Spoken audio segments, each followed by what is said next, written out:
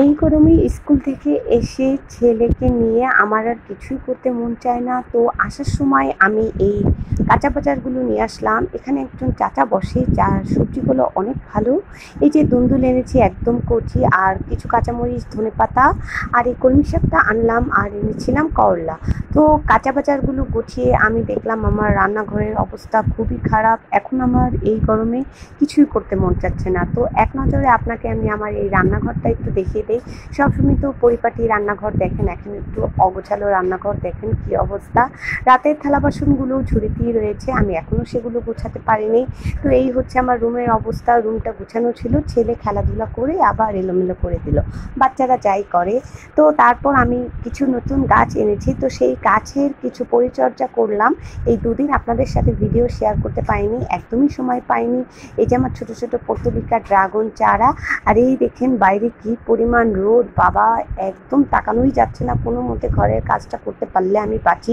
আর এই হাজারি গ্রোভটা কিনেছি, আর এই দেখেন আমার সাদা নয়নতারা ফুটেছে, আর খুবই সুন্দর। আর এই যে আসার সময় কাঠগোলাপটা আজকে নিয়ে আসলাম, গাছটা খুবই ভালো লেগেছে। আর এই কাঠগোলাপ আমার ফুল সবসময় ভালো লাগে। কাঠগোলাপ গাছটা পেয়ে আর দেরি করলাম না।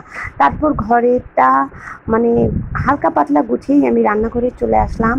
আজকে আমি তেমন কিছুই করব না, ছেলের জন্য বিরিয়ানি করব, আর আমার জন্য করব একটু পটল ভাজি। আমি এই পটল ভাজি আর একটা ডিম ভেজে আর একটু লেবু ডাল দিয়ে ভাত খেয়ে নেব। গরমে আমার কিছুই করতে মন চায় না, যেটা আমি মানে গরমটা একদম সহ্যই করতে পারি না। এই ছেলের জন্য একটু ডিম বিরিয়ানি করলাম, একটু চিকেনও দিয়েছি। তারপর ঘরের বাকি কাজ করে বিকেলবেলা সব কিছু করে নামাজ কালাম পড়ে ভাবলাম যে একটু নাস্তা খাওয়া দরকার। মানে সন্ধ্যা হলে না কেমন যেন একটা অ্যালার্ম দেয় পেটে যে কিছু একটা খেতে হবে। তারপর চলে আসলাম রান্নাঘরে।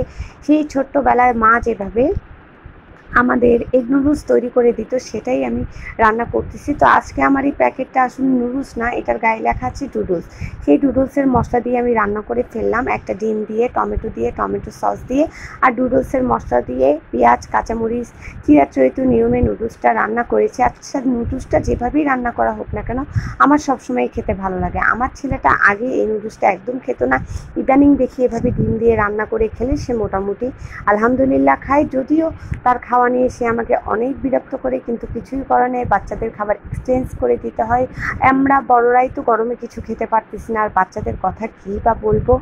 আর এই ভিডিওর মাঝখানে আপনাদেরকে বলে রাখতেছি, যদি ভিডিওটি ভালো লাগে প্লিজ ভিডিওটি লাইক করবেন, আর চ্যানেল থেকে দেখলে চ্যানেলটি সাবস্ক্রাইব করবেন, পেজ থেকে দেখলে পেজটি ফলো করে আমার পাশে থাকবেন। যাই হোক, রান্নাবান্না করে ভাবলাম যে নাস্তা করার পর এক কাপ লেবু চা খাই, কারণ আমার লেবু চা অনেক পছন্দ। আমার আসলে দুধ চাও পছন্দ, কী বা বলি। আর এই হচ্ছে আমি একটা বেক করলাম, একটা পাউরুটি। আসলে বেকিং জানলে একটা সুবিধা আছে, নিজের মনের মতো করে টুকটাক কিছু করা যায়। আর এই যে আমার ব্রেডটা দেখতেছেন কতটা সফট হয়েছে, ফ্লাফি হয়েছে।